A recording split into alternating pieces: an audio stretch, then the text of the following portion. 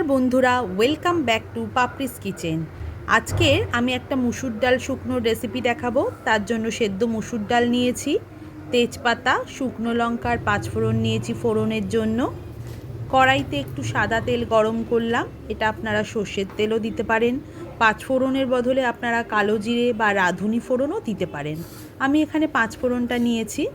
প্রথমে তেজপাতা ফোড়ন দিলাম, তারপরে এর মধ্যে একটা শুকনো লঙ্কাকে দু টুকরো করে দিলাম আর দিয়ে দিলাম পাঁচফোড়নটা। এটা দিয়ে গ্যাসটাকে তখন একটু মিডিয়াম ফ্লেমে রাখবেন বা একটু লো ফ্লেমে রেখে এই ফোড়নটাকে আপনাকে একটু ভেজে নিতে হবে। ফোড়নটা থেকে যখন দেখবেন একটু গন্ধ ছাড়ছে বেশ ফোড়নের একটা, তখন এর মধ্যে সেদ্ধ ডালটাকে আমরা দিয়ে দেবো। এটা খুব সিম্পল একটা রেসিপি, কিন্তু খেতে অসাধারণ হয়। এটা গরম ভাত দিয়ে ঘি দিয়েও আপনারা খেতে ভালো লাগবে। আর একটা যেটা এটা ভালো লাগে, রান্না পুজো যাদের বাড়িতে আছে, এই রান্না পুজোতে কিন্তু ডাল শুকনো মাস্ট। ডালটা একটু লবণ দিয়ে আমি সেদ্ধ করেছিলাম, আবার একটু পরিমাণ মতো লবণ আর হলুদ আমি এই ডাল শুকনোর মধ্যে দিলাম। দিয়ে এটাকে কিচ্ছু না, সিম্পলি আমাকে নাড়তে হবে।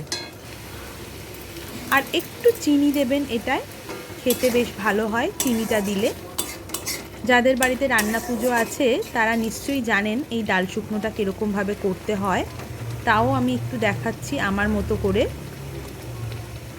এবারে গ্যাসটাকে একটু মিডিয়াম ফ্লেমে রেখে ডালটাকে জাস্ট নাড়তে হবে, যাতে ডালটা নিচে না লেগে যায়। বেশ খানিকক্ষণ নাড়ার পরে দেখবেন ডালটা শুকনো ঘন হয়ে এসছে আর কড়া থেকে বেশ একটু ছেড়ে ছেড়ে যাচ্ছে।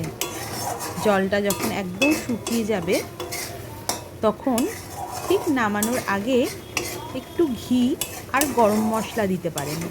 আমি গরম মশলাটা খুব একটা ডাল শুকনোয় প্রেফার করি না বলে দিইনি। দেখুন ডালটা এবার কড়া থেকে বেশ একদম একটু ছেড়ে ছেড়ে যাচ্ছে। এবারে কিন্তু আমার ডাল শুকনোটা হয়ে গেছে। এবারে এর মধ্যে আমি একটু হাফ চামচ মতো ঘি অ্যাড করব। ব্যাস, এটাকে একটুখানি নেড়ে নিলেই দেখবেন আমার ডাল শুকনোটা একদম রেডি টু সার্ভ। কেমন লাগলো আপনারা নিশ্চয়ই কমেন্টসে জানাবেন। নমস্কার।